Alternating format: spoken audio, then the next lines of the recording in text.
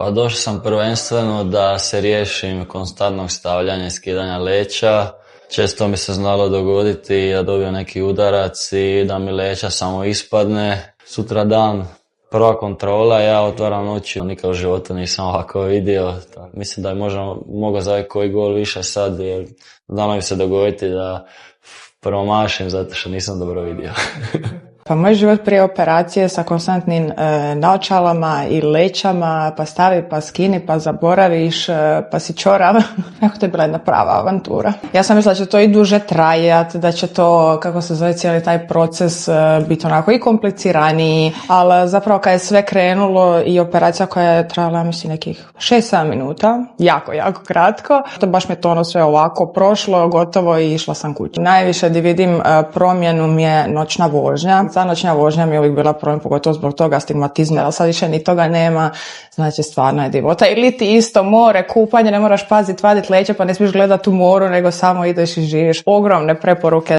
I sad se više ne možeš izvlačiti, znači najme nisam te vidjela. Već dugi niz godina nosim i kontaktne meke leće i naočale, no međutim došao je trenutak kad sam odlučila stati tome na kraj. Željela sam si popraviti kvalitetu života i popraviti na kraju nekakvu kvalitetu samog svakodnevnog rada. Odlučila sam se za polikliniku Bilić Vision jer sam dobila iznimno veliki broj pozitivnih povratnih informacija od kolega, pacijenata i ljudi koji su ovdje već radili zahvate. Na sam dan zahvata sam bila sasvim spremna.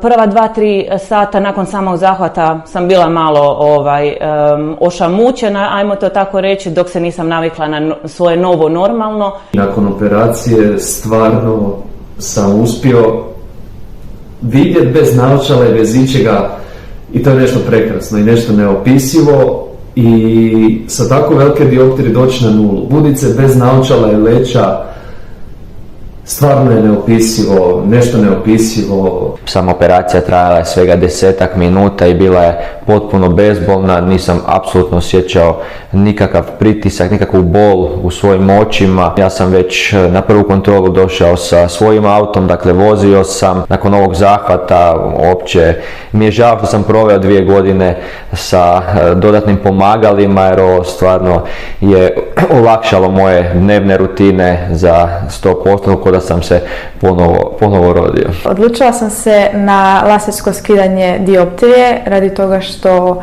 od svoje 7. godine nosim naočale i dosta su me zadirkivali i tako dalje. Onda mi je dosta smetalo i u radnom okruženju, pošto sam slastičar.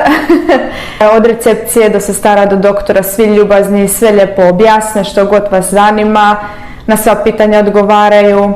Tako da sam nekakvu sigurnost osjetila kod njih i eto nakon par godina iste dioptrije ili istog nalaza odlučila sam skinuti dioptriju. Što mi se jako sviđa to što su me svaki dan zvali da oni pitaju stvari kako sam, jel sve u redu, imali kakvih problema, to me stvarno oduševilo. Stvarno se osjećam ko nova osoba. Eto sad nakon operacije osjećam se super već nakon prvih 5 dana i stvarno preporučam svakome ko se odluči na takvu vrstu zahvata. Ne možete pogriješiti, odite u Bilić Vision i bit ćete zadovoljni, vjerujte mi. Odlučio sam se za korekciju vida koju sam napravio prije tjedan dana iz razloga što od prvog dana od kad sam dobio zapravo naočale sam, ajmo reći, to odlučio da želim ih maknuti jer su me žicirali od početka.